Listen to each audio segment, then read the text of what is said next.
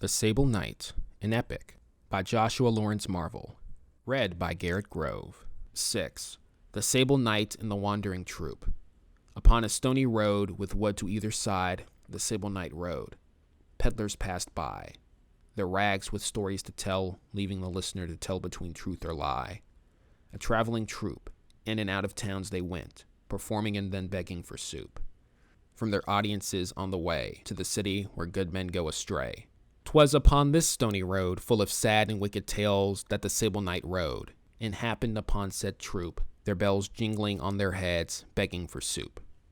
Dearest jesters, spake the knight, what misfortune festers, that thou art in rags and hungry on thy rugged cart, once filled with color, but now grays, thy body's crouched and duller. Speak, tell thy story, lest it be too tragic, with plot of mourning and detail so gory. With weary step the master rose, and spake with weary lips, but careful were the words he chose. What does it mean to thee? Our misfortune meaneth not to wealthy kings traveling over land and sea. Thy sibyl armor hath neither cheap steel nor weak straps, thou clearly art no crier. Our misfortune is worse than any form of noble that borne down this on thy horse. Rich we once were, laughter followed our bright costumes that warmed any that spake burr, and comforted the children who followed our mission complete to make people laugh, even our equipment the children, with our consent, borrowed. Alas, then cometh Satan, wings of flame and diamonds, a lovely face, not bright, rather tan. Beautiful he was as he soared over the city so peaceful and innocent, his evil only surpassed by the sky as it poured. Darkness came soon after, an inferno after that, which consumeth flesh and laughter. No soul would giveth laughter to our performance, as crown and cloth became essential to the jester. Generosity fled, bread with it. Our people began to sleep among the dead. Our clothes grayed and rotted as the seams frayed and broke, as our joy drifted off and my family croak.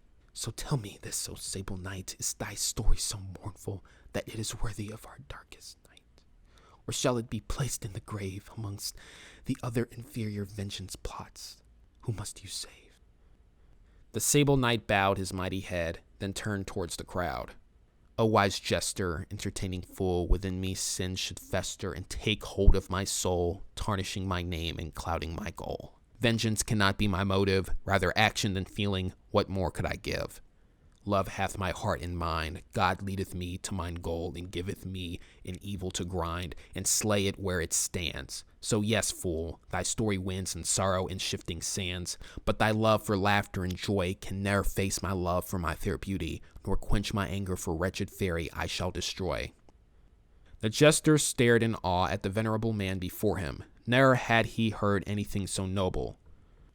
Come with us, O Sable Knight, to the city. Fulfill your journey through us. Clean thy armor, sword, and spear so filthy. And so the Sable Knight came into the care of the wandering troop, off to the great city where evil and life were the same.